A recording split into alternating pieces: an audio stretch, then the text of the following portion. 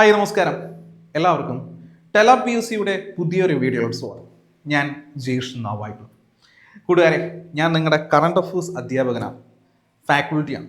അപ്പോൾ ഇനി മുതൽ ഞാനിവിടെ ക്ലാസ് എടുക്കാൻ വേണ്ടി വരുന്നത് നിങ്ങൾക്ക് ഈ കറണ്ട് അഫയേഴ്സ് എന്ന് പറയുന്ന മേഖലയിൽ നിന്നും ഏതൊരു ചോദ്യം ചോദിച്ചാലും, Kerala P S C exams അല്ലെങ്കിൽ വിവിധ എക്സാംസുകളിൽ ഏതൊരു ചോദ്യം ചോദിച്ചാലും നിങ്ങളെ സെറ്റാക്കുന്നതിന് വേണ്ടി മകളെ ഇന്ന് മുതൽ നമ്മുടെ ഈ ഒരു ദൗത്യം സ്റ്റാർട്ട് ചെയ്യണം. ഞാൻ ഫ്രം ദ ബിഗിനിങ് മുതൽ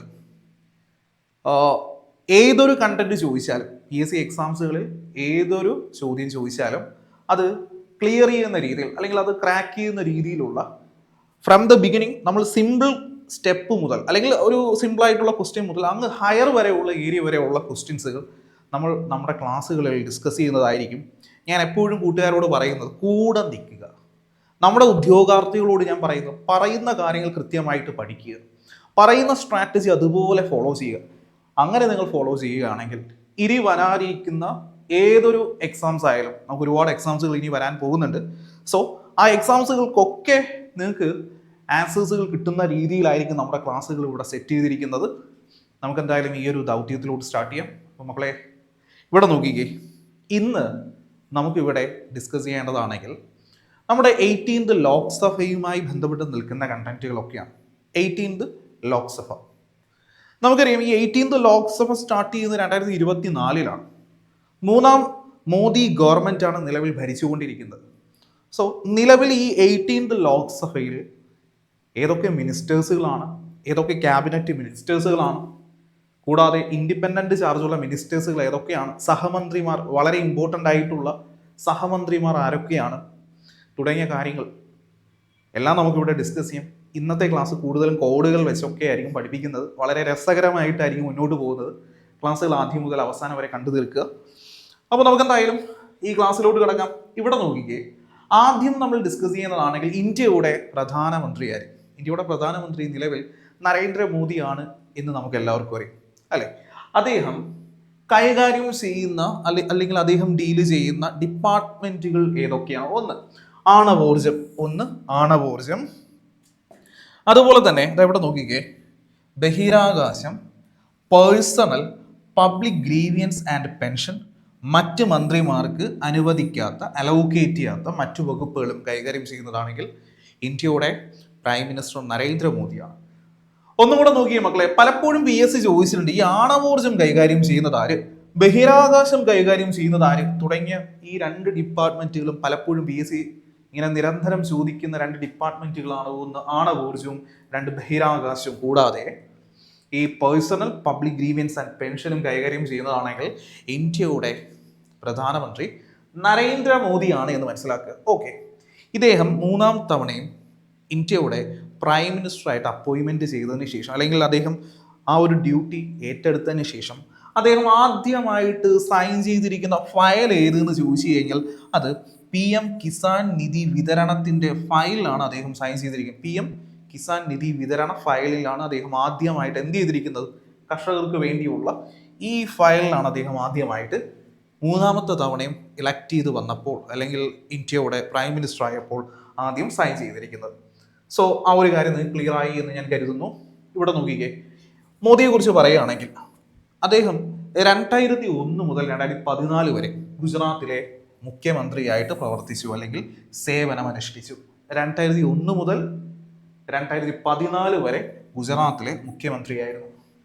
പിന്നീട് അതിനുശേഷം 2014 മെയ് 26 മുതൽ ഇന്ത്യയുടെ പ്രധാനമന്ത്രിയായിട്ട് തുടരുന്ന ഗുജറാത്തിൽ നിന്നുള്ള രാഷ്ട്രീയ പ്രവർത്തകനാണ് നരേന്ദ്രമോദി എന്ന് അവിടെ മനസ്സിലാക്കുക. അദ്ദേഹത്തിന്റെ പൂർണ്ണ പേര് നരേന്ദ്ര ദാമോദർ ദാസ് മോദി എന്നാണ് അദ്ദേഹത്തിന്റെ പേര്. നരേന്ദ്ര ദാമോദർ ദാസ് മോദി എന്നാണ് അദ്ദേഹത്തിന്റെ പേര്. അപ്പോൾ 2014 മുതൽ തുടർച്ചയായിട്ട് നിലവിൽ മൂന്നാമത്തെ തവണയാണ് ഇന്ത്യയുടെ പ്രൈം മിനിസ്റ്ററായിട്ട് നരേന്ദ്രമോദി ചുമതലയേറ്റിരിക്കുന്നത്. ഓക്കെ, സോ ഇനി നമുക്ക് നേരെ നോക്കാനുള്ളതാണെങ്കിൽ ഇവിടെ നോക്കി, അദ്ദേഹം 2014 മുതൽ 2019 വരെ ആദ്യ തവണ ഇന്ത്യയുടെ പ്രൈം മിനിസ്റ്ററായി. അതിനുശേഷം 2019 മുതൽ 2024 വരെയും ഇന്ത്യയുടെ പ്രധാനമന്ത്രിയായി.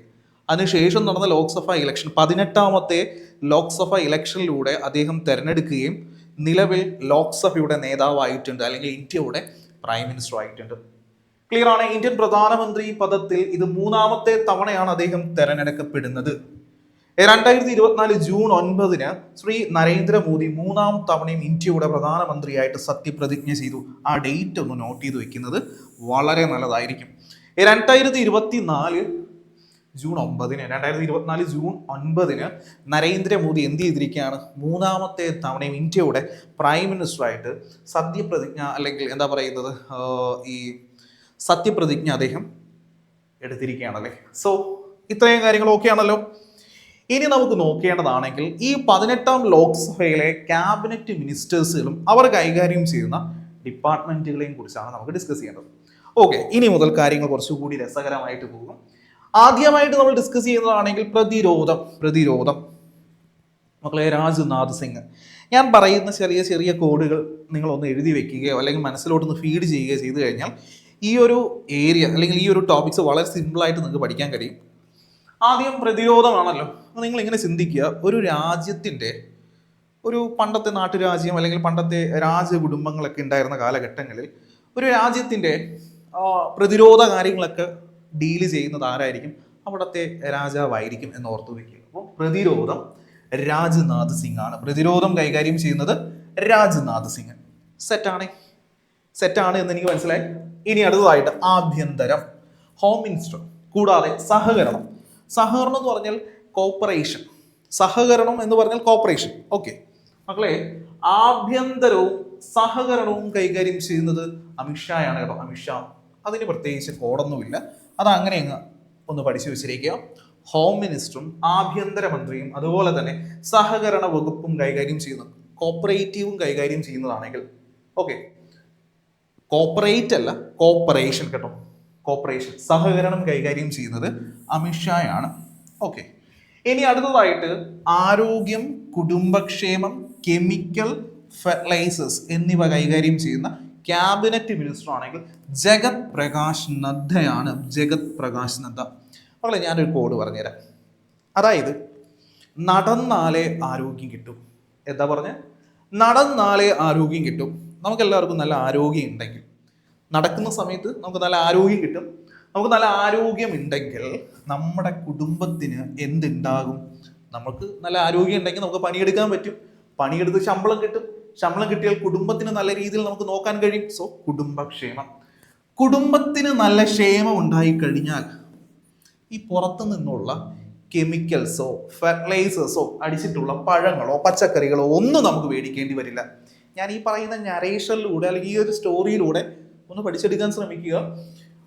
ആരോഗ്യം, നടന്നാലേ ആരോഗ്യം കിട്ടും. ഓക്കെ, ആദ്യം നടന്നാലേ ആരോഗ്യം കിട്ടും. അതായത് ജഗത് പ്രകാശ് നദ്ദ, നടന്നാലേ ആരോഗ്യം കിട്ടും. അപ്പൊ ആരോഗ്യം കിട്ടിയാൽ കുടുംബത്തിന് നല്ല ക്ഷേമം ഉണ്ടായിരിക്കും. കുടുംബക്ഷേമം ഉണ്ടായിക്കഴിഞ്ഞാൽ കെമിക്കൽസ് അടിച്ച ഫെർട്ടിലൈസേഴ്സ് അടിച്ചിട്ടുള്ള പഴങ്ങളോ പച്ചക്കറികളോ ഒന്നും മേടിക്കേണ്ടി വരില്ല എന്ന രീതിയിൽ അവിടെ നിന്ന് ഓർത്ത് വെച്ചിരുന്നാൽ മതി കേട്ടോ. ഓക്കെ ആണല്ലോ. ഇനി നമുക്ക് അടുത്തതായിട്ട് ഗതാഗതം, ഹൈവേ. നിങ്ങളൊന്ന് റോഡിലൂടെ ഇറങ്ങി നോക്കിയാൽ തന്നെ അറിയാം റോഡ് എന്ത് കളറിലാണ്. അതായത് കരി പോലെയല്ലേ കിടക്കുന്നത്. റോഡ് കരി പോലെയല്ലേ കിടക്കുന്നത്. അപ്പോൾ നിതിൻ ഗഡ്കരി, റോഡൊക്കെ കരി പോലെയാണ് കിടക്കുന്നത്. സോ ഗതാഗതവും ഹൈവേയും കൈകാര്യം ചെയ്യുന്നത് നിതിൻ ഗഡ്കരിയാണ് എന്ന് അവിടെ മനസ്സിലാവും. ഇത് സെറ്റാണ്. ഒന്നും കൂടെ നോക്കിക്കേ. പ്രതിരോധം രാജ്നാഥ് സിംഗ്, ആഭ്യന്തരം സഹകരണം അമിത്ഷാ, ആരോഗ്യം കുടുംബക്ഷേമം കെമിക്കൽ ഫെർട്ടിലൈസേഴ്സ് ജഗത് പ്രകാശ് നദ്ദ, ഗതാഗതം ഹൈവേ ആണെങ്കിൽ നിതിൻ ഗഡ്കരി. വളരെ സിമ്പിളാണ്. ഞാൻ പറയുന്ന കോഡുകൾ ഒന്ന് മനസ്സിലോട്ട് നിങ്ങൾ ഫീഡ് ചെയ്താൽ മാത്രം മതി. അടുത്തതായിട്ട് ധനകാര്യവും കോർപ്പറേറ്റ് കാര്യം. ഈ കോർപ്പറേറ്റ് കാര്യം ഒരു റാങ്ക് മേക്കിംഗ് ക്വസ്റ്റ്യൻ ആയിട്ട് പലപ്പോഴും ചോദിച്ചിട്ടുണ്ട്. ഓക്കെ, ധനകാര്യം നമുക്കറിയാം നിർമ്മല സീതാരാമൻ. കൂടാതെ കോർപ്പറേറ്റ് കാര്യം മക്കളെ, കോർപ്പറേഷൻ സഹകരണം കൈകാര്യം ചെയ്യുന്ന അമിത്ഷായാണ്. ഇത് കോർപ്പറേറ്റ് കാര്യമാണ്. കോർപ്പറേറ്റ് കാര്യവും ധനകാര്യവും കൈകാര്യം ചെയ്യുന്നത് നമ്മുടെ നിർമ്മല സീതാരാമൻ. ഇനി അടുത്തതായിട്ട് അശ്വനി വൈഷ്ണവ് കൈകാര്യം ചെയ്യുന്ന ആ ഡിപ്പാർട്ട്മെന്റുകൾ അല്ലെങ്കിൽ വകുപ്പുകളാണെങ്കിൽ മിനിസ്ട്രികളാണെങ്കിൽ, ഒന്ന് railway, information and broadcasting, electronics, IT എന്നീ ഡിപ്പാർട്ട്മെന്റുകൾ കൈകാര്യം ചെയ്യുന്നതാണെങ്കിൽ അശ്വനി വൈഷ്ണവ് എന്നാണ്. ഓക്കെ, എന്തൊക്കെയാ? Railway, information and broadcasting, electronics, IT എന്നീ വകുപ്പുകൾ കൈകാര്യം ചെയ്യുന്നത് അശ്വിനി വൈഷ്ണവ്. അതിനും വലിയ അല്ലെങ്കിൽ പ്രത്യേകിച്ച് കോഡുകളൊന്നും ഞാൻ ഉണ്ടാക്കിയിട്ടില്ല. ഇനി നമുക്ക് നേരെ ഈ ഒരു ശിവരാജ് സിംഗ് ചൗഹാനിലോട്ട് പോകും. ശിവരാജ് സിംഗ് ചൗഹാൻ. ഇത് വളരെ ഈസിയാണ് മക്കളെ. നിങ്ങൾ ഇങ്ങനെ ആലോചിച്ചാൽ മതി. നമുക്ക് എന്തെങ്കിലും ചവച്ചരച്ച് കഴിച്ച് ജീവിക്കണമെങ്കിൽ, നമുക്ക് എന്തെങ്കിലും ചവച്ചരച്ച് കഴിച്ച് ജീവിക്കണമെങ്കിൽ നാട്ടിൽ എന്തുണ്ടായിരിക്കണം? കൃഷി ഉണ്ടായിരിക്കണം അല്ലേ? ചവച്ചരച്ച് കഴിക്കണമെങ്കിൽ കൃഷി എന്തെങ്കിലും ഉണ്ടെങ്കിൽ നമുക്ക് ചവച്ചരച്ച് കഴിക്കാൻ കഴിയും. സോ ശിവരാജ് സിംഗ് ചൗഹാൻ ചവച്ചരച്ച് കഴിക്കാൻ എന്തുണ്ടായിരിക്കണം? നാട്ടിൽ കൃഷി ഉണ്ടായിരിക്കണം. നമ്മുടെ നാട്ടിലൊക്കെ കൃഷി ഉണ്ടെങ്കിൽ അവിടുത്തെ കർഷകർക്ക് എന്തുണ്ടാവും? നല്ല ക്ഷേമം ഉണ്ടാവും, കർഷക ക്ഷേമം. ഈ കൃഷിയൊക്കെ സാധാരണയായിട്ട് കൂടുതൽ കാണപ്പെടുന്നത് എവിടെ? ഗ്രാമപ്രദേശങ്ങളിലാണ്. ഇപ്പൊ കൃഷി കൂടിക്കഴിഞ്ഞാൽ, കർഷകർക്ക് ക്ഷേമം ഉണ്ടായി കഴിഞ്ഞാൽ ഗ്രാമവികസനം ഉണ്ടാവും. ഇങ്ങനെ കണക്ട് ചെയ്ത് പഠിക്കുക. ഓക്കെ, അല്ലെങ്കിൽ തിരിഞ്ഞു. അപ്പോൾ കൃഷി, ശിവരാജ് സിംഗ് ചൗഹാൻ. അപ്പം ചവച്ചരച്ച് കഴിക്കണമെങ്കിൽ നാട്ടിൽ എന്തുണ്ടായിരിക്കും? കൃഷി ഉണ്ടായിരിക്കണം. കൃഷി ഉണ്ടായാൽ കർഷകക്ഷേമം ഉണ്ടാവും. കർഷകക്ഷേമം ഉണ്ടായി കഴിഞ്ഞാൽ ആ ഗ്രാമം വികസിക്കും എന്ന രീതിയിൽ കണക്ട് ചെയ്ത് വെക്കുക. ഒന്നുകൂടെ നോക്കാം. ധനകാര്യം, കോർപ്പറേറ്റ് കാര്യം Nirmala Sitharaman. Railway, information and broadcasting, electronics, IT എന്നീ വകുപ്പുകളാണെങ്കിൽ അശ്വിനി വൈഷ്ണവ്. കൃഷി, കർഷകക്ഷേമം, ഗ്രാമവികസനമാണെങ്കിൽ ശിവരാജ് സിംഗ് ചൗഹാൻ എന്നാണ്. ഓക്കെ, ഇനി അടുത്തതായിട്ട് നമുക്ക് എല്ലാവർക്കും അറിയാവുന്ന ഒരു ജനപ്രിയനായിട്ടുള്ള ഒരു IAS ഉദ്യോഗസ്ഥനായി ഇരുന്ന വ്യക്തിയായിരുന്നു എസ് ജയശങ്കർ. സോ വിദേശകാര്യം കൈകാര്യം ചെയ്യുന്നതാണെങ്കിൽ എസ് ജയശങ്കർ ആണ്. ഓക്കെ, ഇന്ത്യയുടെ ഈ വിദേശകാര്യ മന്ത്രാലയത്തിന്റെ ഒരു ബ്രെയിൻ ആയിട്ടുള്ള, അല്ലെങ്കിൽ അതിന്റെ പിന്നിലെ ഒരു മാസ്റ്റർ ബ്രെയിൻ ആയിട്ടുള്ള ഒരു വ്യക്തി കൂടിയാണ് എസ് ജയശങ്കർ. ഓക്കെ, ഇനി അടുത്തതായിട്ട് ഭവന നിർമ്മാണം, നഗരവികസനം, ഊർജം. ഭവന നിർമ്മാണം, നഗരവികസനം, ഊർജം എന്നിവ കൈകാര്യം ചെയ്യുന്നതാണെങ്കിൽ മനോഹർ ലാൽ ഖട്ടർ എന്നാണ്. മനോഹർ ലാൽ ഖട്ടർ. മക്കളെ, നിങ്ങൾ ഇങ്ങനെ ആലോചിച്ചാൽ മതി. നമുക്ക് ജോലിയൊക്കെ കിട്ടിക്കഴിഞ്ഞാൽ, നമ്മൾ ഈ പറയുന്ന അടുത്ത ഏതെങ്കിലും ഒരു PSC എക്സാംസ് ക്ലിയർ ചെയ്ത് നമുക്ക് ജോലിയൊക്കെ കിട്ടിക്കഴിഞ്ഞാൽ ഇതിൽ പകുതി കുട്ടികൾക്കെങ്കിലും ഒരു ചെറിയൊരു ആഗ്രഹം ഉണ്ടായി കാണും. ആഗ്രഹം കാണുമായിരിക്കും, വീട് വെക്കണമെന്ന്. എനിക്ക് ഭയങ്കര ഒരു ആഗ്രഹമുള്ള ഒരു കാര്യമാണ് വീട് വെക്കണമെന്ന്. ഭാവിയിൽ ഒരു വീട് വെക്കണം, മനോഹരമായിട്ടുള്ള ഒരു കുഞ്ഞു വീട് വെക്കണമെന്ന് എനിക്ക് ആഗ്രഹമുണ്ട്. അപ്പോൾ ഈ വീടൊക്കെ നമ്മൾ നിർമ്മിക്കുന്നത് എന്തുകൊണ്ടാണ്? ഈ കട്ട കൊണ്ടാണ് നിർമ്മിക്കുന്നത്. ഹോളോ ബ്രിക്സ് പോലെ അല്ലെങ്കിൽ മറ്റേതെങ്കിലും കട്ടകൾ ഉപയോഗിച്ചാണ് നമ്മൾ എന്ത് ചെയ്യുന്നത്? വീട് നിർമ്മിക്കുന്നത്. മനോഹർ ലാൽ ഖട്ടർ മനോഹരമായിട്ടുള്ള വീടുകൾ നിർമ്മിക്കുന്ന കട്ട കൊണ്ടാണ് ഭവന നിർമ്മാണം. നിങ്ങൾ ഇങ്ങനെ ചിന്തിച്ചാൽ മതി. സാധാരണയായിട്ടും ഈ വീടുകൾ അടുത്തടുത്ത് കാണുന്നത് എവിടെയാണ്? നഗരങ്ങളിലാണല്ലേ. നഗര വികസനം വരുമ്പോഴാണ് ഭവന നിർമ്മാണം അവിടെ കൂടുന്നത്. അങ്ങനെ ഓർത്തു വയ്ക്കുക. ഇനി അവിടെ ഇങ്ങനെ വീടുകൾ, നഗര വികസനം കൂടുമ്പോൾ അവിടെ കൂടുതൽ ഊർജം വേണം അല്ലെ? വൈദ്യുതി കൂടുതൽ വേണം, വെള്ളം കൂടുതൽ വേണം, മറ്റ് റിസോഴ്സസുകൾ കൂടുതൽ വേണം. സോ ഊർജം എന്നിവ കൈകാര്യം ചെയ്യുന്ന മനോഹർ ലാൽ ഖട്ടർ. സിമ്പിൾ അല്ലേ മക്കളെ? അപ്പോൾ എന്തൊക്കെയാണ്? ഭവന നിർമ്മാണം, നഗര വികസനം, ഊർജം എന്നിവ കൈകാര്യം ചെയ്യുന്നതാണെങ്കിൽ മനോഹർ ലാൽ ഖട്ടർ.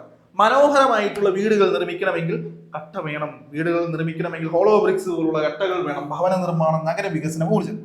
ഇനി മക്കളെ, വൻകിട വ്യവസായം, സ്റ്റീൽ. ഒരൊറ്റ കോടേ ഉള്ളൂ. ഉരുക്ക് കുമാരൻ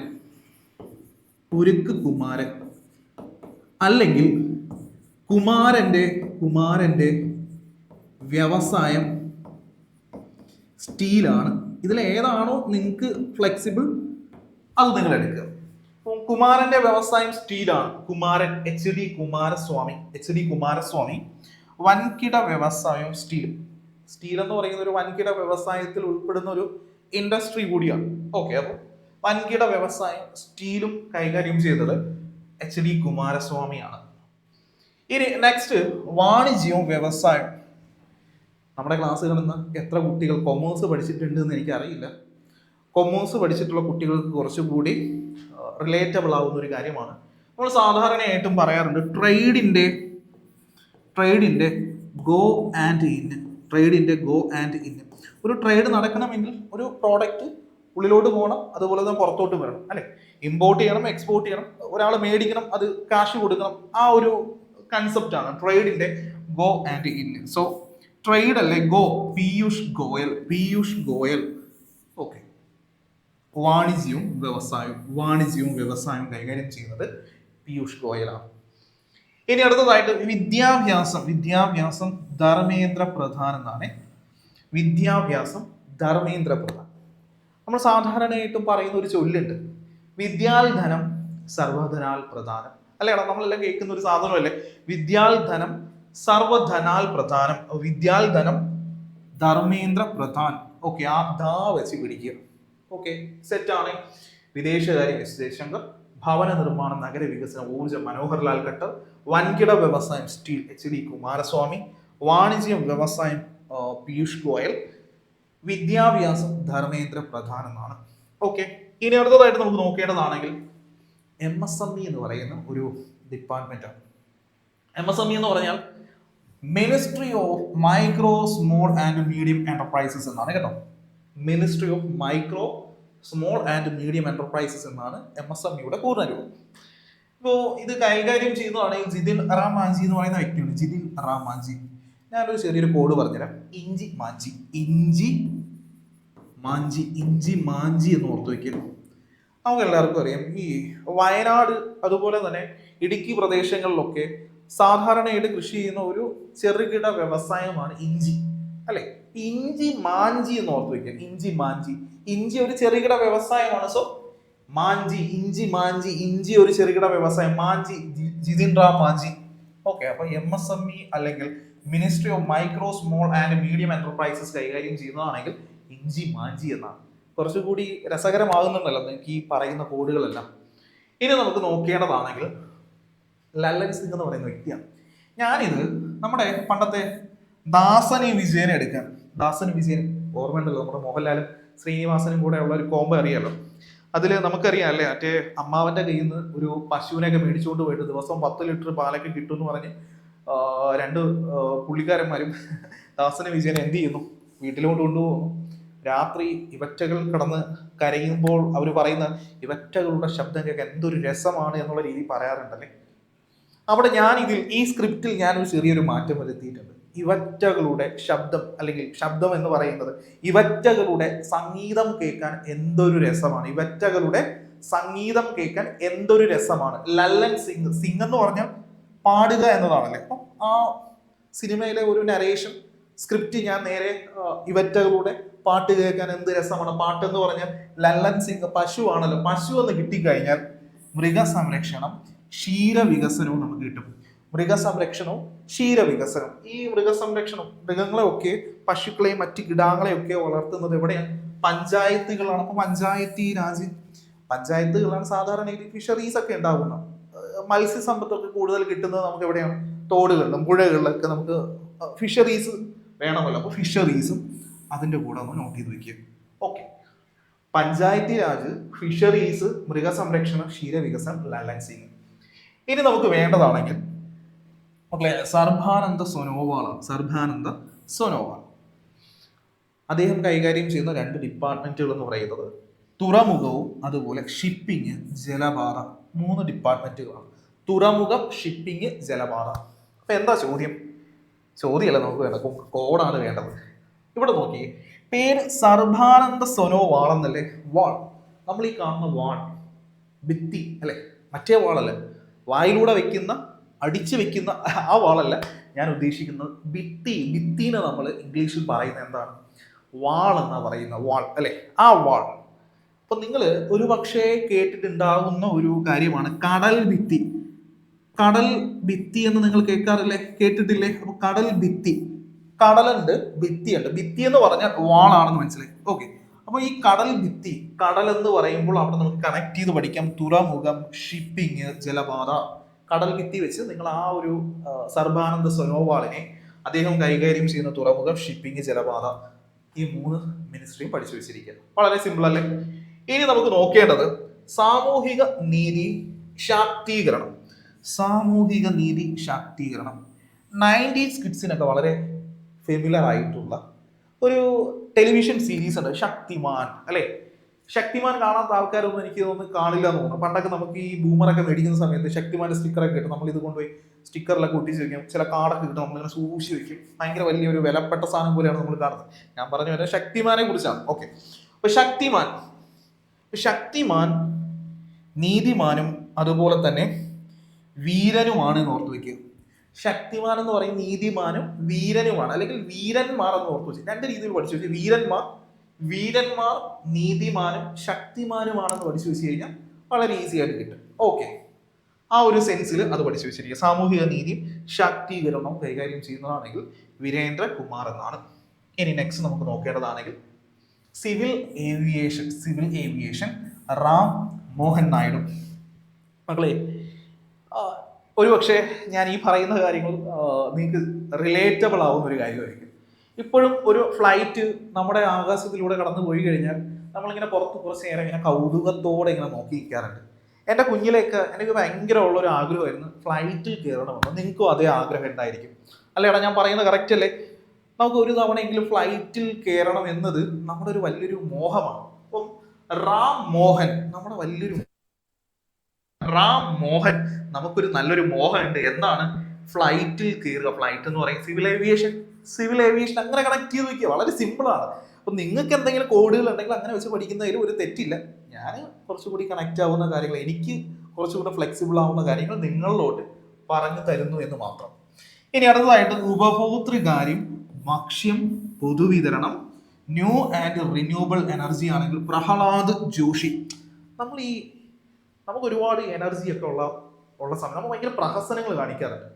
അപ്പോൾ നിങ്ങൾ ശ്രദ്ധിച്ചാൽ വെറുതെ വീട്ടിൽ പോയി സ്വിച്ചൊക്കെ വെറുതെ ഒക്കെ ഇട്ട് എന്താ പറയുക, TV ഒക്കെ ഓണാക്കി വെച്ച് ലൈറ്റ് ഒക്കെ ഇട്ട് AC ഒക്കെ ഇട്ട് നമ്മൾ ഭയങ്കര പ്രഹസനം കാണിക്കാറുണ്ട്. സോ അങ്ങനെ കാണിക്കേണ്ട ഒരു സാധനമേ അല്ല ഈ പറയുന്ന new and renewable energy. Pralhad Joshi. Okay, ഭക്ഷ്യമൊക്കെ ഒരുപാട് കിട്ടിയാൽ നമ്മൾ എന്ത് ചെയ്യരുത്? ഒരു പ്രഹസനവും കാണിക്കുക, വെറുതെ കൊണ്ടുപോയി വെളിയിലൊന്നും കളയരുത് എന്ന രീതിയിൽ ഉപഭോക്തൃകാര്യം, ഭക്ഷ്യം, പൊതുവിതരണം, ഇത് മൂന്നും കണക്ട് ചെയ്ത് വെക്കുക. New and renewable energy very very important ആണ്. ന്യൂ ആൻഡ് റിന്യൂവബിൾ എനർജി ആണെങ്കിൽ പ്രഹ്ലാദ് ജോഷി എന്നാണ്. ഇനി ആദിവാസി ക്ഷേമം, ജുവേൽ ഓറം. ആ പേര് തന്നെ കേൾക്കുമ്പോൾ ഒരു ട്രൈബൽ ലാംഗ്വേജ് ആയിട്ട് നമുക്ക് തോന്നും ഓറം എന്ന് കേൾക്കുമ്പോൾ, അല്ലെ? ജുവേൽ ഓറം, ആ ഓറം എന്ന് കേൾക്കുമ്പോൾ തന്നെ ഒരു ട്രൈബൽ ലാംഗ്വേജ് ആണ് എന്ന രീതിയിൽ നമുക്ക് തോന്നും. സോ ആദിവാസി ക്ഷേമം കൈകാര്യം ചെയ്യുന്നത് ജുവേൽ ഓറമാണ്. ഇനി ടെക്സ്റ്റൈൽസ്, അതൊരു രസകരമായിട്ടുള്ളൊരു കോഡുണ്ട്. പ്രേമം എന്ന് പറയുന്ന മലയാള സിനിമ കാണാത്ത മലയാളികൾ ഉണ്ടായിട്ടുണ്ട്. ഒട്ടുമിക്ക ആൾക്കാരും കണ്ടിട്ടുണ്ട് ആ സിനിമ, പ്രേമം, അല്ലെ? നമ്മുടെ നവിൻ പോളിയൊക്കെ അഭിനയിച്ചിട്ടുള്ള സിനിമ. അതിൽ ഷറഫുദ്ദീൻ ഉണ്ടല്ലേ? ഷറഫുദ്ദീൻ എന്താ പറയുന്നത്? അതിൽ ഒരു പേര് കൊടുത്തിട്ടുണ്ട്, ഗിരിരാജൻ കോഴി എന്നാണ് കൊടുത്തിരിക്കുന്നത്. അല്ലേ? നമ്മൾ പണ്ടൊക്കെ ഈ 90s കിഡ്സിനൊക്കെ കുറച്ചും കൂടി റിലേറ്റബിൾ ആവുന്ന കാര്യം, സ്കൂളൊക്കെ വിട്ട് കഴിഞ്ഞാൽ ഏതെങ്കിലും കടയുടെ വശത്ത്, സ്കൂളിൻ്റെ അടുത്തുള്ള കടയുടെ വശത്ത് നല്ല ഡ്രസ്സൊക്കെ ഇട്ട് വളരെ വെൽ ഡ്രസ്ഡ് ആയിട്ട് വന്ന് നിൽക്കുന്ന ഇതുപോലെയുള്ള ഷറഫുദ്ദീനെ പോലുള്ള ഗിരിരാജൻ കോഴീസുകളെ നമുക്ക് കാണാൻ കഴിയും. അങ്ങനെ നിങ്ങൾ കണ്ടിട്ടുണ്ടെങ്കിൽ, അങ്ങനെ നിങ്ങൾ ഫേസ് ചെയ്തിട്ടുണ്ടെങ്കിൽ ഒന്ന് കമന്റ് ചെയ്തേക്കണം. അപ്പോൾ അങ്ങനെയുള്ള ഗിരിരാജൻ കോഴി, ഓക്കെ, ഗിരിരാജൻ കോഴി എങ്ങനെയാ വരുന്നത്? വെൽ ഡ്രസ്ഡ് ആയിട്ടാണ് വരുന്നത് കേട്ടോ. കോഡിന് വേണ്ടിയാണ് ഇങ്ങനെയുള്ള കാര്യങ്ങൾ പറയുന്നത് എന്നുള്ള സെൻസ് എടുത്തോണം കേട്ടോ. അല്ലാതെ ഒരു വ്യക്തിയെ നമ്മൾ അങ്ങനെ പറയുന്നതല്ല. ഓക്കെ, ഇവിടെ ഗിരിരാജ് സിംഗ് ടെക്സ്റ്റൈൽസ്, ഗിരിരാജൻ കോടി എങ്ങനെയാ വരുന്നത്? നല്ല ഡ്രസ്സ് ചെയ്ത് ടെക്സ്റ്റൈൽസ് എന്നുള്ള ഈ തുണിയൊക്കെ മേടിച്ചിട്ടാണ് പുള്ളിക്കാരൻ വരുന്നത് എന്ന രീതിയിൽ ഓർത്ത് വെക്കുക. ഇനി മറ്റൊരു ചോദ്യം, ഇതും ഒരു പക്ഷേ നിങ്ങൾ ആർക്കെങ്കിലും ഒക്കെ റിലേറ്റബിൾ ആയിട്ടുള്ള ഒരു കാര്യമായിരിക്കും. ടെലകോം വടക്ക് കിഴക്കൻ മേഖലാ വികസനം ജ്യോതിരാദിത്യ സിന്ധ്യ. കല്യാണം കഴിഞ്ഞ ചില ദമ്പതികളുണ്ട്, അല്ലെങ്കിൽ കാമുകന്മാരുള്ള വ്യക്തികൾ ഉണ്ടായിരിക്കും, അല്ലെ? അങ്ങനെയുള്ള കുട്ടികൾ അല്ലെങ്കിൽ അങ്ങനെയുള്ള ഉദ്യോഗാർത്ഥികൾ കുറച്ചും കൂടി റിലേറ്റബിൾ ആവുന്ന ഒരു കോഡാണ്. സാധാരണ നമ്മൾ PSC ഒക്കെ പഠിക്കുന്ന വളരെ ഹെക്റ്റിക് ആയിട്ടാണ് നമ്മൾ ഷെഡ്യൂൾ പോകുന്നത്. നമ്മൾ രാവിലെ മുതലേ പഠനങ്ങൾ നമ്മൾ ആദ്യം പഠിക്കുന്നു, പിന്നീട് കമ്പൈൻ സ്റ്റഡിക്ക് ഇരിക്കുന്നു, അല്ലെങ്കിൽ വേറെ എന്തെങ്കിലും നമ്മൾ സെൽഫായിട്ട് പഠിക്കുന്നു. ഈ ബിസി ഷെഡ്യൂളിൽ ഇങ്ങനെ ദമ്പതികളുള്ള അല്ലെങ്കിൽ കാമുകന്മാർ അല്ലെങ്കിൽ വാലന്റൈൻസ് എന്ന് പറയുന്ന ഇവരൊക്കെ ഇവരുടെ ഈ ഫ്രീ ഷെഡ്യൂൾഡ് കിട്ടുന്ന അല്ലെങ്കിൽ ഫ്രീ ആയിട്ട് നിൽക്കുന്ന സമയം എന്ന് പറയുന്നത് രാത്രിയാണ്. നമ്മൾ രാത്രി സമയങ്ങളിലാണ് കുറച്ച് ഫ്രീ ആവുന്നത്. നമ്മൾ വിളിക്കുന്നത്, അല്ലേടാ? ഞാൻ പറയുന്നത് കറക്റ്റ് അല്ലേ? അപ്പോൾ സന്ധ്യക്കാണ് നമ്മൾ വിളിക്കുന്നത്. ഞാൻ പറഞ്ഞു വരുന്നത് ഇത്ര മാത്രം. നമ്മൾ സന്ധ്യക്കാണ് വിളിക്കുന്നത്. എവിടെയുള്ള? അങ്ങ് വടക്ക് കിഴക്കുള്ള ആളിനെ നമ്മൾ വിളിക്കുന്നത് എങ്ങനെയാ? ഫോൺ എടുത്താ വിളിക്കുന്ന, ടെലകോം എടുത്താ വിളിക്കുന്നത്, അല്ലെ? ഫോൺ എടുത്ത് അല്ലെങ്കിൽ ടെലകോം വടക്ക് കിഴക്കുള്ള അങ്ങ് ദൂരെയുള്ള വടക്ക് കിഴക്കൻ മേഖലാ വികസനം ജ്യോതിരാദിത്യ സിന്ധ്യ സന്ധ്യക്കാണ് വിളിക്കുന്നത് എന്ന രീതിയിൽ ഓർത്ത് വെക്കുക. ഓക്കെ, കുറച്ചുകൂടി നിങ്ങൾക്ക് ഇത് കണക്റ്റ് ആകുന്നുണ്ട് എന്ന് ഞാൻ കരുതുന്നു. അപ്പോൾ നിങ്ങൾ എന്ത് ചെയ്യുക, കമന്റ് ചെയ്യുക നിങ്ങൾക്ക് ഇത് ഓക്കെ ആണ് എങ്കിൽ. ഇനി അടുത്തതായി പരിസ്ഥിതി വനം കാലാവസ്ഥാ വ്യതിയാനം. പരിസ്ഥിതി വനം കാലാവസ്ഥാ വ്യതിയാനം ഇത് വളരെ സിമ്പിളാണ്. ഭൂപേന്ദ്ര യാദവ്, എടാ നമ്മുടെ ഭൂമിയുടെ മണ്ടയിലല്ലേ എന്തുള്ളത്, പരിസ്ഥിതി ഉള്ളത്, വനമുള്ളത്, കാലാവസ്ഥ വ്യതിയാനങ്ങൾ നടക്കുന്നത്. സോ സിമ്പിളാണ്, അത് റിലേറ്റ് ചെയ്യാൻ വളരെ എളുപ്പമാണ്. പരിസ്ഥിതി വനം കാലാവസ്ഥ വ്യതിയാനമാണെങ്കിൽ ഭൂപേന്ദ്ര യാദവ്. ഇനി അടുത്തതായി സാംസ്കാരികം ടൂറിസം. സാംസ്കാരികം ടൂറിസം ഗജേന്ദ്ര സിംഗ് ഷെഖാവത്ത്. ഗജേന്ദ്ര സിംഗ് ഷെഖാവത്ത്. ഗജം എന്ന് പറഞ്ഞാൽ മലയാളത്തിൽ എന്താ അതിന്റെ മീനിങ്? മലയാളത്തിൽ ആനയുടെ പര്യായ പദമാണ് ഗജം എന്ന് പറയുന്നത്, അല്ലെ? ആന ഒരു എന്താണ്, ഒരു സാംസ്കാരിക മൃഗം കൂടിയാണ് എന്ന് ഓർത്ത് വെക്കുക. ആന ഒരു സാംസ്കാരിക മൃഗമാണ്. കൂടാതെ കേരളത്തിൽ ഏറ്റവും കൂടുതൽ ആനകളെ കാണപ്പെടുന്ന ഈ മേഖല ഏതാണെന്ന് ചോദിച്ചാൽ പെരിയാറാണ്. പെരിയാറിലല്ലേ?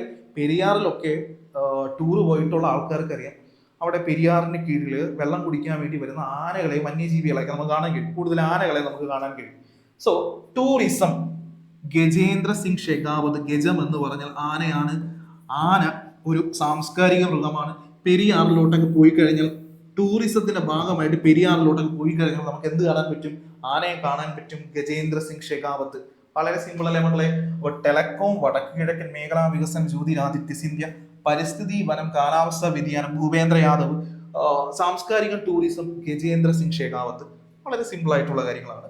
ഇനി അടുത്തതായിട്ട് വനിതാ ശിശുക്ഷേമമാണെങ്കിൽ അന്നപൂർണാദേവി.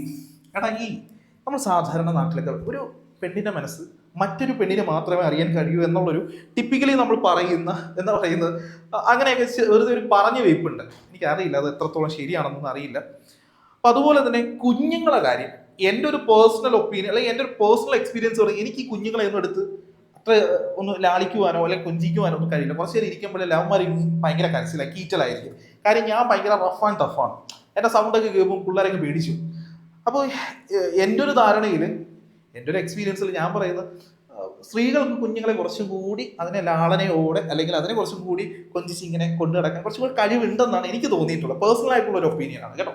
അപ്പോൾ ഇവിടെ ഒരു ദേവിയാണെങ്കിൽ സ്ത്രീകളുടെ ഒരു ദേവിക്കാണെങ്കിൽ സ്ത്രീകളുടെ കാര്യങ്ങളൊക്കെ പെട്ടെന്ന് കണക്റ്റ് ആവും, കുഞ്ഞുങ്ങളുടെ കാര്യങ്ങളൊക്കെ കണക്റ്റ് ആവും എന്ന രീതിയിൽ ഓർത്ത് വെച്ചിരുന്നാൽ മതി. വനിതാ ശിശുക്ഷേമം അന്നപൂർണാദേവിയാണ്.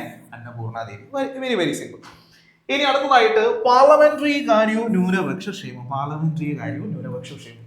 നിങ്ങളുടെ ഫോൺ എടുത്തു കഴിഞ്ഞാൽ ഒരു പക്ഷേ നിങ്ങളുടെ ഫോണിൽ ഒരു കിരൺ എന്ന് പറയുന്ന ഫ്രണ്ട് കാണുമായിരിക്കും. ഇല്ലെങ്കിൽ ഐ ആം വെരി സോറി, എനിക്കൊരു ഫ്രണ്ട് ഉണ്ട് കിരൺ. ആ കിരൺ അങ്ങ് പാർലമെന്റിലാണ് എന്നാണ് ഞാൻ ഓർത്തു വെച്ചിരിക്കുന്നത്. ന്യൂനപക്ഷ ക്ഷേമം, നമ്മുടെ നാട്ടിലെ ന്യൂനപക്ഷ ക്ഷേമവുമായി ബന്ധപ്പെട്ട് നിൽക്കുന്ന കാര്യങ്ങൾ പരിഹരിക്കുന്നതിന് വേണ്ടി മൂപ്പര് ഇപ്പോൾ എവിടെയാണ്? പാർലമെന്റിലാണ് എന്നുള്ള രീതിയിലാണ് ഞാൻ ഓർത്തു വെക്കുന്നത്. പാർലമെന്ററി കാര്യവും ന്യൂനപക്ഷ ക്ഷേമവും കിരൺ റിജിജു. ഇനി പെട്രോളിയം പ്രകൃതി വാതകം. അപ്പൊ ഹർദീപ് സിംഗ് പുരി എന്നാണ്. ഹർദീപ് സിംഗ് പുരി. നമ്മൾ സാധാരണയായിട്ട് വീട്ടിൽ പൂരി ചുടുന്നത് ഏതില? വെളിച്ചെണ്ണയിൽ, ചിലപ്പോൾ ഒരു പക്ഷേ സൺഫ്ലവർ ഓയിലൊക്കെ ചുടുമായിരിക്കും. വെളിച്ചെണ്ണയാണ് സാധാരണയായിട്ട് നമ്മൾ പൂരി ചുടാൻ വേണ്ടി എടുക്കുന്നത്. ഇനി മുതൽ 1 ലിറ്റർ പെട്രോളും മേടിച്ചുകൊണ്ട് വന്നിട്ട് പെട്രോളിൽ വേണം പൂരി ചുടേണ്ടത്. വെറുതെ ഓർത്തിരിക്കാൻ വേണ്ടിയുള്ള ഒരു കാര്യമാണ് ഹർദീപ് സിംഗ് പുരി. പൂരി ചുടേണ്ടത് ഇനി മുതൽ പെട്രോളിയമാണ്, കൂടാതെ പെട്രോളിയവും പ്രകൃതിവാദവും കൈകാര്യം ചെയ്യുന്നത് ഹർദീപ് സിംഗ് പുരി. ഓക്കെ, നെക്സ്റ്റ് നമുക്ക് നോക്കാം. തൊഴിൽ, യുവജനക്ഷേമം,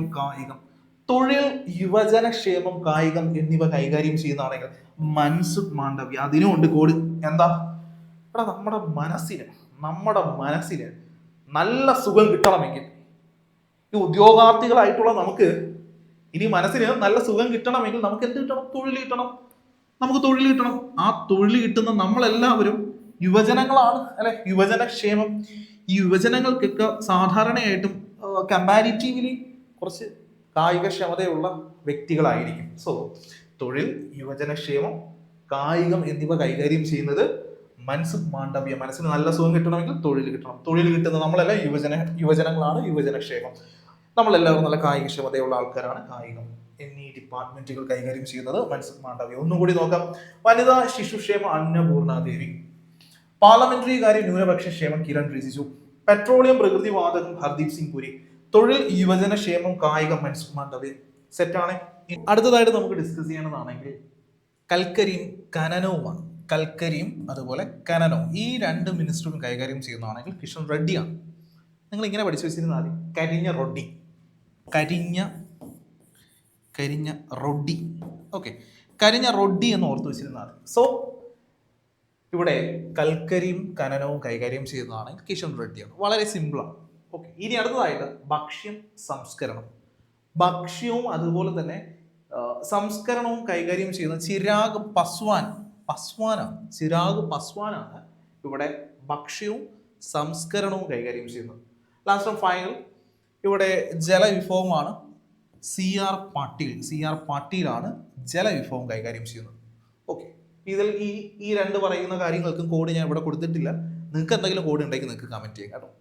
അപ്പോൾ ഇവിടെ കൽക്കരിയും ഖനനവും കൈകാര്യം ചെയ്യുന്ന കിഷൻ റെഡ്ഡി, ഭക്ഷ്യം സംസ്കരണവും കൈകാര്യം ചെയ്യുന്നത് ചിരാഗ് പസ്വാൻ, ജലവിഭവം കൈകാര്യം ചെയ്യുന്നതാണെങ്കിൽ CR പാട്ടീൽ എന്നാണ് കേട്ടോ. CR പാട്ടീൽ. അപ്പൊ ഇത്രയും ക്യാബിനറ്റ് മിനിസ്റ്റേഴ്സുകളുടെ പേരാണ് നമുക്ക് പഠിക്കേണ്ടത്. അവരുടെ ഡിപ്പാർട്ട്മെന്റുകളുമാണ് നമുക്ക് ഡിസ്കസ് ചെയ്യേണ്ടത്. ക്ലിയർ ആണ്. കുറേ കോഡുകൾ പറഞ്ഞു തന്നിട്ടുണ്ട്. കുറച്ചുകൂടി കണക്റ്റഡ് ആകുന്ന കുറേ കാര്യങ്ങൾ തന്നെയാണ്. ഇനി നമുക്ക് നോക്കേണ്ടതാണെങ്കിൽ സ്വതന്ത്ര ചുമതലയുള്ള മന്ത്രിമാരാണ്, ഇൻഡിപെൻഡന്റ് ചാർജുള്ള മന്ത്രിമാരെ കുറിച്ചാണ് നമുക്ക് നോക്കേണ്ടത്. ഈ 18ാമത്തെ ലോക്സഭയിൽ നിലവിൽ ഇൻഡിപെൻഡന്റ് ചാർജ് അല്ലെങ്കിൽ സ്വതന്ത്ര ചുമതലയുള്ള എത്ര മന്ത്രിമാരുണ്ടെന്ന് ചോദിച്ചു കഴിഞ്ഞാൽ ആൻസർ ഈസ് 5 എന്നാണ്. ഇതിൽ 5 സ്വതന്ത്ര ചുമതലയുള്ള മന്ത്രിമാർക്കാണ് ഇവിടെ പേരുകൾ നൽകിയിട്ടുള്ളത്. അതിലൊന്ന് ഇന്ദ്രജിത്ത് സിംഗ്, റാവു ഇന്ദ്രജിത്ത് സിംഗ്. മക്കളെ, ഞാനിവിടെ എക്സാം വ്യൂ പോയിന്റിൽ വളരെ സ്ട്രാറ്റജിക്കലി പറയുന്ന ഒരു കാര്യമാണ്. ഇവിടെ സ്വതന്ത്ര ചുമതലയുള്ള മന്ത്രിമാരിൽ 2 മന്ത്രിമാരുടെ പേര് നിങ്ങൾ കുറച്ചുകൂടി സ്ട്രെസ് ചെയ്ത് പഠിക്കുക, അവരുടെ ഡിപ്പാർട്ട്മെന്റ് കൂടി അറിഞ്ഞിരിക്കുക. ബാക്കിയുള്ളതെല്ലാം ഒന്ന് ഓവറോൾ ഒന്ന് ജസ്റ്റ് ഓടിച്ച് നോക്കിയാൽ മാത്രം മതിയായിരിക്കും. അതിലൊന്ന് ഇന്ദ്രജിത്ത് റാവു സിംഗ് ആണ്, അല്ലെങ്കിൽ റാവു ഇന്ദ്രജിത്ത് സിംഗ് ആണ്. സ്റ്റാറ്റിറ്റിക്സ് ആൻഡ് പ്രോഗ്രാം ഇംപ്ലിമെന്റേഷൻ, ആസൂത്രണം, സാംസ്കാരികം. ഓർമ്മയുണ്ടല്ലോ, സാംസ്കാരികം ആരാ? ക്യാബിനറ്റ് മിനിസ്റ്റർ ആരായിരുന്നു? അത് ഗജേന്ദ്ര സിംഗ് ഷെഖാവത്ത് ആയിരുന്നു. ഗജം എന്ന് പറഞ്ഞാൽ ആനയാണ്. ആന ഒരു സാംസ്കാരിക മൃഗമാണ് എന്ന് ഞാൻ അവിടെ പറഞ്ഞിട്ടുണ്ട്. അത് ക്യാബിനറ്റ് മിനിസ്റ്റർ ഗജേന്ദ്ര സിംഗ് ഷെഖാവത്ത് സാംസ്കാരികവും കൂടാതെ ടൂറിസവും കൈകാര്യം ചെയ്യുന്നു. ഇവിടെ ഈ സാംസ്കാരികം കൈകാര്യം ചെയ്യുന്ന ഈ ഇൻഡിപെൻഡന്റ് ചാർജുള്ള മിനിസ്റ്റർ ആരെന്ന് ചോദിച്ചാൽ അത് റാവു ഇന്ദ്രജിത്ത് സിംഗ് ആണ്. അദ്ദേഹം കൈകാര്യം ചെയ്ത മറ്റ് ഡിപ്പാർട്ട്മെന്റുകളാണെങ്കിൽ സ്റ്റാറ്റിറ്റിക്സ് ആൻഡ് പ്രോഗ്രാം ഇംപ്ലിമെന്റേഷൻ, ആസൂത്രണം കൂടാതെ സാംസ്കാരികം. ഇനി ഡോക്ടർ ജിതേന്ദ്ര സിംഗ് ആണ്. ഡോക്ടർ ജിതേന്ദ്ര സിംഗ് മക്കളെ, ശാസ്ത്രം, സാങ്കേതിക വിദ്യ, ഭൗമശാസ്ത്രം കൂടാതെ പ്രധാനമന്ത്രിയുടെ ഓഫീസ്, പേഴ്സണൽ, പൊതുപരാതി പരിഹാരം, പെൻഷൻ, ആണവോർജം, ബഹിരാകാശം ഇവയൊക്കെ കൈകാര്യം ചെയ്യുന്ന ഇൻഡിപെൻഡന്റ് ചാർജുള്ള മിനിസ്റ്റർ ആരെന്ന് ചോദിച്ചു കഴിഞ്ഞാൽ അത് ഡോക്ടർ ജിതേന്ദ്ര സിംഗ് ആണ്. മക്കളൊന്ന് നോക്കി, ശാസ്ത്രമുണ്ട്, സാങ്കേതിക വിദ്യയുണ്ട്, ഭൗമശാസ്ത്രം, പ്രധാനമന്ത്രിയുടെ ഓഫീസ്, പേഴ്സണൽ, പൊതുപരാതി പരിഹാരം, പെൻഷൻ, ആണവോർജം, ബഹിരാകാശം. ഓർമ്മയുണ്ടല്ലോ, ഈ പൊതുപരാതി പരിഹാരം, പെൻഷൻ, ആണവോർജം, ബഹിരാകാശം ഇതൊക്കെ കൈകാര്യം ചെയ്യുന്നത് അതിൻ്റെ ഡിപ്പാർട്ട്മെന്റ് പ്രധാനമായിട്ടും കൈകാര്യം ചെയ്യുന്നതാണെങ്കിൽ നമ്മുടെ പ്രധാനമന്ത്രി നരേന്ദ്രമോദിയാണ്. എന്നാൽ ഇതിൻ്റെ ഒക്കെ സ്വതന്ത്ര ചുമതലയുള്ള മന്ത്രി ആരെന്ന് ചോദിച്ചാൽ ഡോക്ടർ ജിതേന്ദ്ര സിംഗ് എന്നാണ് ഉത്തരം. ഡോക്ടർ ജിതേന്ദ്ര സിംഗ് എന്നാണ് ഉത്തരം. ഇനി അടുത്തതായിട്ട് Arjun Ram Meghwal. Very very important ആണ്. കഴിഞ്ഞ തവണ 17ാമത്തെ ലോക്സഭ ഉണ്ടായിരുന്ന സമയത്തും ഇദ്ദേഹം തന്നെയായിരുന്നു നിയമമന്ത്രി എന്ന് പറയുന്നത്. അന്നും ഒരു PSC എക്സാമിന് ചോദിച്ചിട്ടുണ്ടായിരുന്നു നിലവിലെ ഇന്ത്യയുടെ നിയമമന്ത്രിയായിട്ടുള്ള വ്യക്തി ആരെന്ന് ഒരു ചോദ്യം ചോദിച്ചിട്ടുണ്ടായിരുന്നു. ആൻസർ ഈസ് അന്ന് അർജുൻ റാം മേഘ്വാൾ ആണ്. നിലവിൽ 18ാമത്തെ ലോക്സഭയിൽ നിയമം, നീതിന്യായം, പാർലമെന്ററി കാര്യം ഈ വകുപ്പുകൾ കൈകാര്യം ചെയ്യുന്ന സ്വതന്ത്ര ചുമതലയുള്ള മന്ത്രിയാണെങ്കിൽ അർജുൻ റാം മേഘ്വാൾ. ഇതിൽ വളരെ സ്പെസിഫിക് ആയിട്ട് ചോദിക്കാൻ സാധ്യതയുള്ള ഒരു ഡിപ്പാർട്ട്മെന്റ് നിയമം തന്നെയാണ്. അതൊരു പക്ഷേ എടുത്ത് ചോദിക്കാനും ഇവിടെ ഒരു ചാൻസ് കൂടുതലാണ്. സോ നിയമം കൈകാര്യം ചെയ്യുന്നതാണെങ്കിൽ അർജുൻ റാം മേഘ്വാൾ. ഓർമ്മയുണ്ടല്ലോ, നമ്മുടെ നാരീശക്തി ബില്ല്, വിമൻ റിസർവേഷൻ ബില്ല് ലോക്സഭയിൽ അവതരിപ്പിക്കുന്നത് അർജുൻ റാം മേഘ്വാൾ ആണ്. നമുക്ക് നാരീശക്തി ബില്ലിനെ കുറിച്ച് വളരെ ഡീറ്റെയിൽ ആയിട്ട് തന്നെ ഡിസ്കസ് ചെയ്യാനുണ്ട്. വരും ക്ലാസ്സുകളിലൊക്കെ അത് കൊണ്ടുവരുന്നതാണ്. തൽക്കാലം നിങ്ങളത് അവിടെ വെയിറ്റ് ചെയ്യുക. ഇനി നമുക്ക് പ്രതാപ് റാവു ജാദവ്. മക്കളെ, ആയുഷ് എന്ന് പറയുന്ന ഡിപ്പാർട്ട്മെന്റ് ഇന്ത്യയിലെ പരമ്പരാഗതമായിട്ടുള്ള ചികിത്സാ രീതികളെ പ്രൊമോട്ട് ചെയ്യുന്നതിന് വേണ്ടിയുള്ള ഒരു ഡിപ്പാർട്ട്മെന്റ് ആണ് ആയുഷ്. അത് വളരെ സ്പെസിഫിക് ആണ്. ആയുഷ് ഡിപ്പാർട്ട്മെന്റ് മിനിസ്റ്റർ കൈകാര്യം ചെയ്യുന്ന സ്വതന്ത്ര ചുമതലയുള്ള മന്ത്രിയായിരുന്നു പ്രതാപ് റാവു ജാദവ്. നമുക്ക് നല്ല പ്രതാപത്തോടെ ജീവിച്ചിരിക്കണമെങ്കിൽ ആയുഷ് ഡിപ്പാർട്ട്മെന്റിന്റെ കീഴിൽ നല്ല രീതിയിലുള്ള ചികിത്സയൊക്കെ കിട്ടണമെന്ന് ഓർത്തു വെച്ചിരുന്നാൽ മതി. പ്രതാപ് റാവു ജാദവ്, ആയുഷ്, ആരോഗ്യം, കുടുംബക്ഷേമം. ഓർമ്മയുണ്ടേ? ക്യാബിനറ്റ് മിനിസ്റ്റേഴ്സ് ഈ ആരോഗ്യമൊക്കെ ഓർമ്മ നടന്നാലേ ആരോഗ്യം കിട്ടും.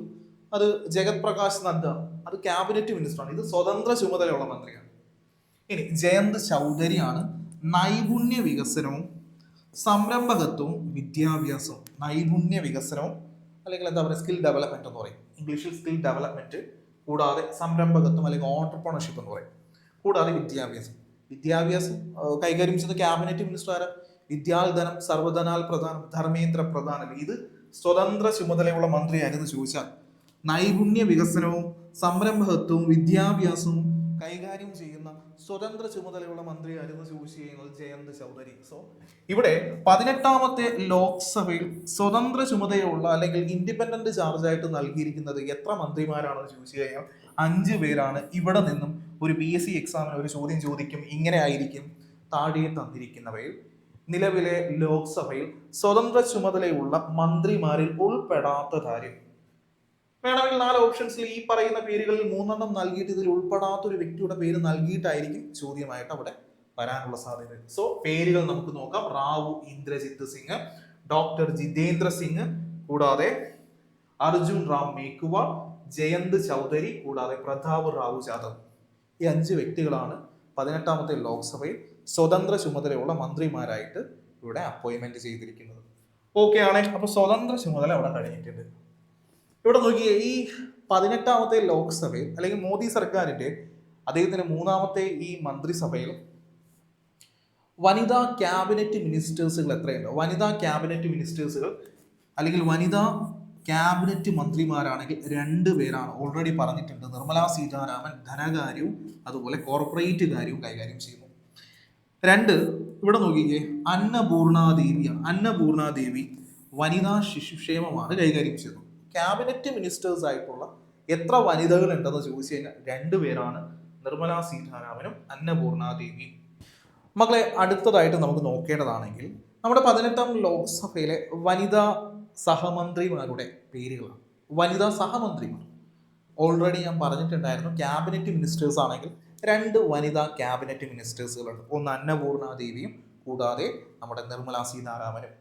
ഇനി ഈ 18ാമത്തെ ലോക്സഭയിൽ വനിതകളായിട്ടുള്ള എത്ര സഹമന്ത്രിമാരുണ്ടെന്ന് ചോദിച്ചാൽ 5 വനിതാ സഹമന്ത്രിമാരാണ് കേട്ടോ. 5 ആണ്. 5 വനിതാ സഹമന്ത്രിമാരാണ്. അതിലൊന്ന് അനുപ്രിയ പട്ടേല്, 2 ശോഭ കരന്തലജെ, 3 രക്ഷ കണ്ടുസെ, 4 സാവിത്രി ഠാക്കൂർ, 5 ആണെങ്കിൽ ഇവിടെ നോക്കിക്കേ, നിമോ ബെൻ ബംഫാനി. ഇത് റിപ്പീറ്റഡ് ആയിട്ട് വന്നതാണ്. ഇത് തൽക്കാലം ഒഴിവാക്കുകയാണ്. അത് റിപ്പീറ്റഡ് ആയിട്ട് വന്നിരിക്കുകയാണ്. സോ നിലവിൽ 18ാമത്തെ ലോക്സഭയിൽ എത്ര വനിതാ സഹമന്ത്രിമാരുണ്ടെന്ന് ചോദിച്ചാൽ 5 വനിതാ സഹമന്ത്രിമാരാണ്. 1 അനുപ്രിയ പട്ടേല്, 2 ശോഭ കരന്തലജെ, 3 രക്ഷ കണ്ടുസെ, സാവിത്രി ഠാക്കൂർ, കൂടാതെ നിമു ബെൻ ബംഫാനിയ. ഇവിടെ അവരുടെ ഡിപ്പാർട്ട്മെന്റുകൾ, അവർ കൈകാര്യം ചെയ്യുന്ന മിനിസ്ട്രീസുകൾ, സഹമന്ത്രിമാർ, വനിതകളായിട്ടുള്ള സഹമന്ത്രിമാർ കൈകാര്യം ചെയ്യുന്ന മിനിസ്ട്രീസുകൾ ചോദിക്കാൻ വളരെ സാധ്യത കുറവാണ്.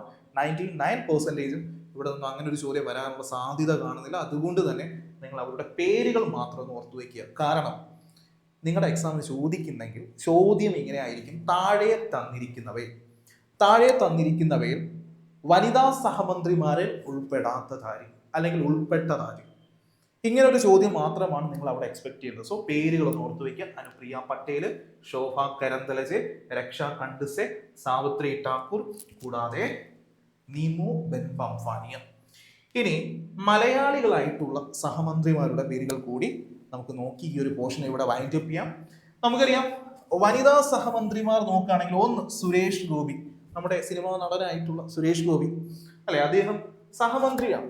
അദ്ദേഹം കൈകാര്യം ചെയ്യുന്ന മിനിസ്ട്രീസുകളാണെങ്കിൽ പെട്രോളിയം, പ്രകൃതിവാതകം, ടൂറിസം. പെട്രോളിയം, പ്രകൃതിവാതകം, ടൂറിസം സഹമന്ത്രിയാണ് അദ്ദേഹം. ഓക്കെ. ഇനി അദ്ദേഹത്തിന് 1998 കളിയാട്ടം എന്ന് പറയുന്ന സിനിമയിലെ അഭിനയത്തിന് മികച്ച നടനുള്ള ദേശീയ സംസ്ഥാന അവാർഡുകൾ ലഭിച്ചിട്ടുണ്ട്. ഓക്കെ, ആ ഒരു കണ്ടന്റ് കൂടി എക്സ്ട്രാ മനസ്സിലാക്കുക. 1998 അദ്ദേഹത്തിന് കളിയാട്ടം എന്ന് പറയുന്ന സിനിമയിലെ അദ്ദേഹം അഭിനയിച്ചിട്ടുള്ള ആ കളിയാട്ടം എന്ന് പറയുന്ന സിനിമയിലെ അഭിനയത്തിന് മികച്ച നടനുള്ള ദേശീയ സംസ്ഥാന അവാർഡുകൾ ലഭിച്ചിട്ടുണ്ട്. 2016 മുതൽ 22 വരെ രാജ്യസഭാ അംഗമായിരുന്നു. അവിടെ നോമിനേറ്റ് ചെയ്ത വ്യക്തിയായിരുന്നു, രാഷ്ട്രപതി നോമിനേറ്റ് ചെയ്ത വ്യക്തിയായിരുന്നു അദ്ദേഹം. 2016 മുതൽ 22 വരെ രാജ്യസഭാ അംഗമായിരുന്നു. സോ മലയാളികളായിട്ടുള്ള സഹമന്ത്രിമാരിൽ ഒന്ന് സുരേഷ് ഗോപി, 2 ജോർജ് കുര്യൻ കൈകാര്യം ചെയ്യുന്നതാണ് ന്യൂനപക്ഷം, ഫിഷറീസ്, മൃഗപരിപാലനം, ക്ഷീരോൽപ്പന്നം. ഓക്കെ, സഹമന്ത്രിമാരിൽ ഈ മലയാളിയായിട്ടുള്ള സഹമന്ത്രിയായിട്ടുള്ള സുരേഷ് ഗോപി കൈകാര്യം ചെയ്യുന്ന പെട്രോളിയം, പ്രകൃതിവാതകം കൂടാതെ ടൂറിസം. ജോർജ് കുര്യൻ ആണെങ്കിൽ ന്യൂനപക്ഷം, ഫിഷറീസ്, മൃഗപരിപാലനം, ക്ഷീരോൽപ്പന്നം. ഈ ഡിപ്പാർട്ട്മെന്റിനൊക്കെ ക്യാബിനറ്റ് മിനിസ്റ്റേഴ്സ് ഉണ്ട്, അവരുടെ പേര് വേറെയാണ്. ഇത് സഹമന്ത്രിമാരായിട്ടുള്ള വ്യക്തികളാണ്, അവർ കൈകാര്യം ചെയ്യുന്ന ഡിപ്പാർട്ട്മെന്റുകളുമാണ്. സോ കൂട്ടുകാരെ, ഈ 18ാമത്തെ ലോക്സഭയുമായി ബന്ധപ്പെട്ട് നിൽക്കുന്ന ഇത്രയും കണ്ടന്റുകളാണ് നിങ്ങൾ ഇവിടെ ഡിസ്കസ് ചെയ്യേണ്ടത്. സോ ഇത്രയും കണ്ടന്റുകൾ നല്ലപോലെ നിങ്ങളൊന്ന് റിവൈസ് ചെയ്യുക. ഞാൻ പറഞ്ഞിരിക്കുന്ന കോഡുകളും പറഞ്ഞിരിക്കുന്ന സ്ട്രാറ്റജിയും ഇതിൽ നിന്ന് തന്നെ ആയിരിക്കും നമ്മുടെ എക്സാംസുകൾ ചോദ്യമായിട്ട് വരാനുള്ള സാധ്യത കൂടുതൽ. അപ്പോൾ എല്ലാവരും നല്ലപോലെ പഠിക്കുക. നമുക്ക് എന്തായാലും മറ്റൊരു ക്ലാസ്സിലിരിക്കാം. എല്ലാവർക്കും thank you and happy learning.